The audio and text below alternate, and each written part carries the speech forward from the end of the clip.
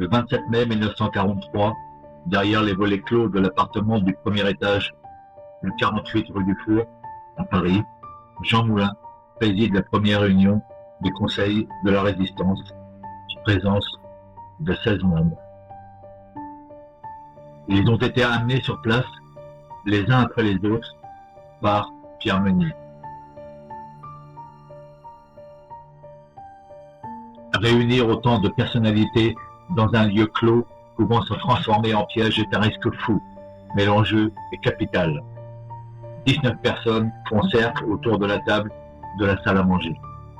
Roger Cocoin pour ceux de la Libération, Jacques Lecomte-Boinet pour ceux de la Résistance, Pierre Villon pour le Front National, Charles Laurent pour Libération Nord, Jacques-Henri Simon pour l'OCM, Claude Bourdet pour Combat, Eugène Claudius Petit pour Franc-Tireur, Pascal Coupeau pour Libération Sud, André Mercier pour le Parti communiste, André Le Troquer pour le Parti socialiste, Marc Rucard pour le Parti radical socialiste, Georges Bidault pour le Parti démocrate populaire, Joseph Lamiel pour l'Alliance démocratique, Jacques Debut-Bridel pour la Fédération républicaine, Louis Saillant pour la CGT, Gaston Tessier pour la CFTC, Pierre Meunier et Robert Chambéron, respectivement secrétaire et secrétaire adjoint de la Réunion.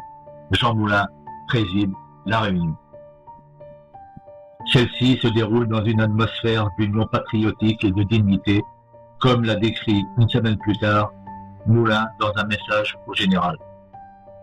Le président remercie tous les membres d'avoir répondu à l'appel de De Gaulle et du Comité national français et rappelle ensuite brièvement les buts de la France combattante tels que les a définis son chef.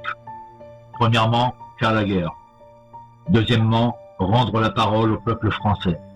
Troisièmement, rétablir les libertés républicaines dans un État d'où la justice sociale ne sera point exclue et qui aura le sens de la grandeur. Quatrièmement, travailler avec les alliés à l'établissement d'une collaboration internationale réelle sur le plan économique et spirituel dans un monde où la France aura regagné son prestige. Il explique ensuite que la présence de représentants d'anciens partis ne peut être considérée comme une reconstitution de ces partis tels qu'ils fonctionnaient avant l'armistice. Moulin donne ensuite lecture du message du général de Gaulle, message écouté, non sans émotion par tous les assistants. Georges Bidault lit ensuite une motion qui a été discutée par tous les membres du Conseil.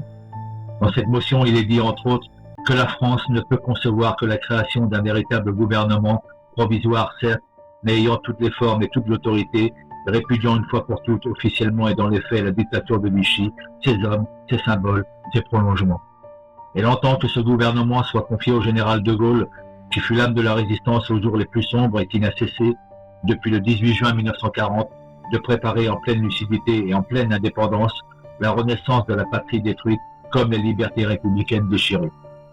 Elle souhaite ardemment que le général Giraud, qui a préparé et assuré avec les Alliés la victoire en Afrique du Nord, prenne le commandement de l'armée française ressuscitée.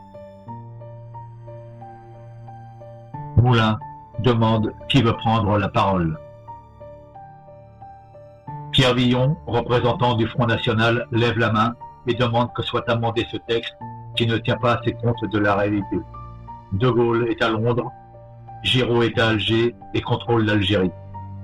Vouloir subordonner un pouvoir à l'autre risque d'amener à condamner l'ensemble de l'action de la résistance. Le communiste Mercier, prenant à son tour la parole, abonde dans le même sens. Les deux hommes souhaitent un compromis entre De Gaulle et Giraud qui aboutirait à un bicéphalisme et éviterait les luttes intestines. Ils souhaitent également un texte moins marqué par le culte de la personne. Après une brève discussion, Moulin clôt le débat et passe au vote. Le texte est acquis à l'unanimité.